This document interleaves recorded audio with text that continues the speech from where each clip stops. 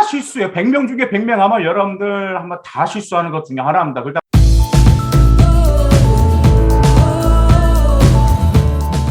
안녕하세요. 맘땡입니다. 이제 여러분들 이제 면접 시즌이 서서히 다가왔죠. 자, 면접에 다가올 때 아마 아실 거예요. 지금 면접 역전율이 상당히 높아간다라는 점을 여러분들 알고 계실 겁니다. 작년에도 그랬고요. 재작년에도 그랬습니다. 작년 같은 경우에 학종이 많이 이제 축소가 되다 보니까 아무래도 좀 면접이 많이 중요한 어느 정도 현상이 있었냐면 한 학생들 같은 경우는 1.4까지 커버하면서 면접에서 뒤집고 돌아가는 학생들도 있었고요. 근데 반면에 이제 어떤 이야기 들어보니까 좀 면접에서 답변을 제대로 못 해가지고 좀 울었던 그런 학생들도 종종 있었습니다. 자, 오늘은 이제 여러분들의 이제 면접이 굉장히 중요하기 때문에 이 면접의 기본 중의 기본이 무엇인지 그 점에 대해서 오늘 방송 잘 들어두시기를 바라겠습니다.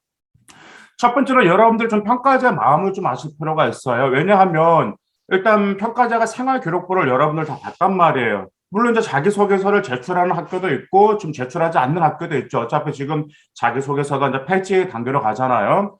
그러다 보니까 이제 평가자는 이런 면접에서 여러분에 대한 기대감이 있습니다. 아, 이 학생이 생활기록부에서 이 정도로 열심히 했는데 어떤 학생일까라는 궁금증이 있어요. 근데 그 궁금증을 여러분들이 충족을 못 시켜줬다? 생활기록부만큼 그 역량이 보이지 않네라고 하면 평가자는 어떻게 되겠죠? 실망하게 됩니다.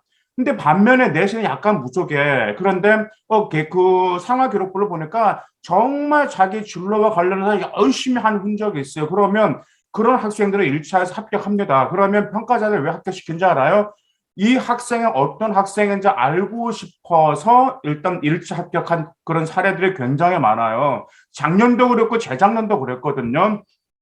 아까 1.34 그렇게 우상향으로 합격했던 그 아들 면접에서 이제 제가 물어봐요. 이제 면접 이제 컨설팅하고 나서 아이들에게 물어보거든요. 면접관이 뭐 물어봐서 물어보니까 한 면접관이 그러더래요. 생활기록부를 보니까 어떤 학생이 궁금해서 뽑았다라고 하더라고요. 결국은 2차에서도 면접에서 합격하고 최종적으로 합격을 했단 말이에요. 기대도 안 한 대학교였습니다. 그러다 보니까 그처럼 생활기록부를 보고 평가자는 기대를 하고 있어요. 그러면 여러분은 면접 때 뭐 해야 되죠? 그 기대를 충족시켜줄 필요가 있습니다.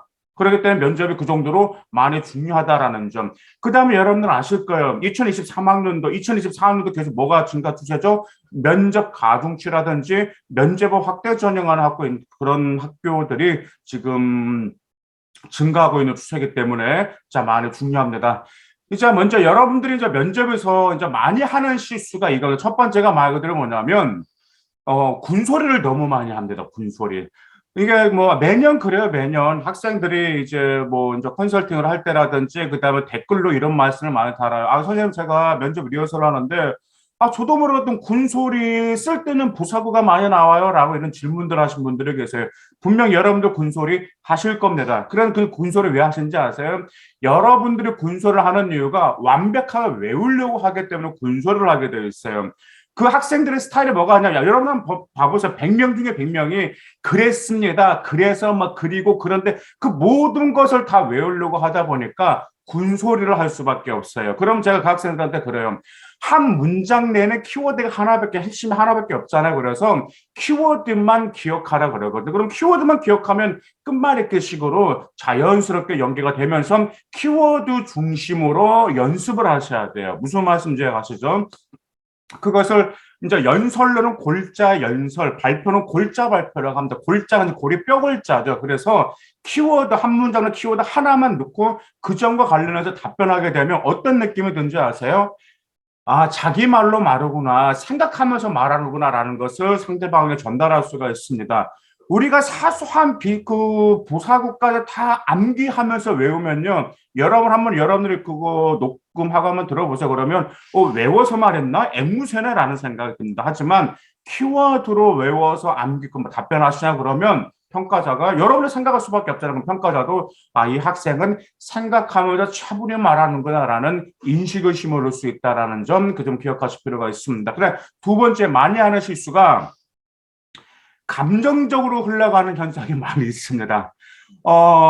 특히 우리 여학생들 그런 게 있어요. 어떤 답변에 이제 평가자가 물어보는데 좀 감정에 북받쳐가지고 제가 정말 힘들었는데 어쩌나 너무 감정적으로 이렇게 답변하려는 경우인데 그것은 무조건 마이너스예요. 이성적으로 답변하셔야 됩니다.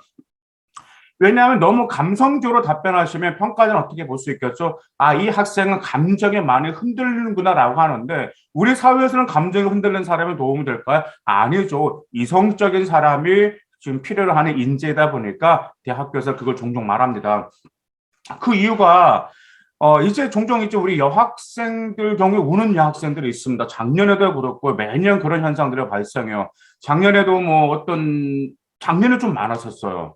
근데 제가 물어봤어요. 왜 울었어라고 물어봤거든요. 근데 긴장을 했잖아요. 긴장을 하고 나서 와, 자기가 답변을 다 못 보여준 것 같아. 그러다 보니까 허무한 거. 그래서 우는 여학생도 있고요.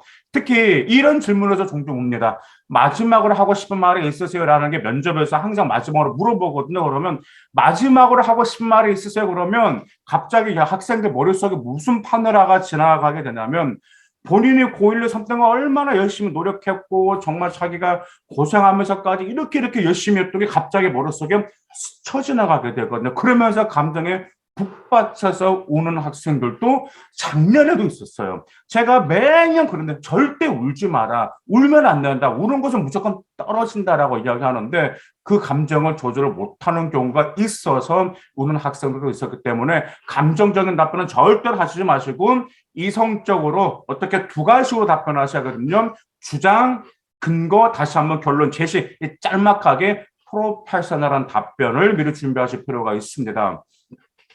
그 다음에 이제 세 번째가 있어요. 세 번째가 뭐가 있냐면 이제 금방 제가 살짝 금방 언급했는데 답변 방법에 있어서요. 너무 기는 학생들이 있어요. 쓸데없는 때 아니고 자기 활동을 너무 길게 말할 제가 들어도 질려버려. 답변은 두 가지식으로 하셔야 되거든요. 왜 두 가지식으로 하셔야 되는지 아세요? 제일 중요한 건 여러분들 대화를 하시다 보면 첫 마디가 바로 첫 인상을 좌우한단 말이죠. 첫 마디 딱 한마디 하면 여러분들 이 사람 어떤 사람의 그 느낌이라는 게 있단 말이에요. 근데 평가자는 얼마나 많은 학생들 면접을 받겠어요. 그러다 보니까 두 가지로 답변하셔야 제발 질질 끌지 마세요. 답변이 길다고 해서 그게 좋은 게 아닙니다. 그러면 답변 표현은 뭐가 좋을까요? 한 1분 이내가 적당해요. 그러니까 한 5년 전, 6년 전 같은 경우는 대입 면접 답변에 1분 30초 이내라고 했는데 이제 제가 항상 시간을 재거든요, 아이들. 그러면 일단 1분이 지나가면 제가 들어도 질려요. 그래서 지금 대학교 입장에서도 1분이라고 적당하라고 이렇게 본 게 뭐가 있냐면 이제 코로나로 인해서 이제 뭐 세종대라든지 고대라든지 이제 비대면 면접 업로드였자 그때가 1분이었어요. 1분. 그러니까 제가 1분을 들어도 그게 딱 괜찮아. 과하지. 왜냐하면 1분에서 한 1분도 아니고 30초 답변이면 딱 들었을 때 성의 없이 느껴져요. 얘가 우리 대학교를 어떻게 알고 이렇게 준비를 했지? 라는 느낌이 든단 말이에요. 근데 1분 정도 하면, 준비도 했구나. 그냥 답변도 딱 괜찮습니다. 그러면 1분이면은 어느 정도 줄이냐면, 그러니까 제가 그때 시간을 쟀거든요. A4 종이를 이제 글자 10포인트로 해가지고요. 한 7줄 정도가 딱 나오면 그게 천천히 또박또박 읽으면 54초, 55초 정도가 나와요. 그게 딱 괜찮기 때문에 여러분들 그 점을 참조하시기를 바라겠습니다. 그 다음에 또 이게 많이 실수합니다. 평가자가 당연히 성화 기록부를 보면 여러분들 약점을 물어봐요. 왜 이건 이랬지? 종종 이렇게 물어봅니다. 아니 왜 이때 2학년 때 이렇게 내신이 떨어졌나요? 아니면 왜 이때는 이 과목에 이렇게 기록이 안 좋나요? 라고 종종 물어보는 경우가 있어요. 그러면 이때도 여기서 이제 첫 번째 많이 실수하는 게 감정적으로 하는 답변이 그때 이제 첫 번째고 또 두 번째 뭐가 있냐면 너무 솔직해. 아니 자기의 약점을 물어보면 그 약점에 대해서 솔직하게 말하는 건 아니에요.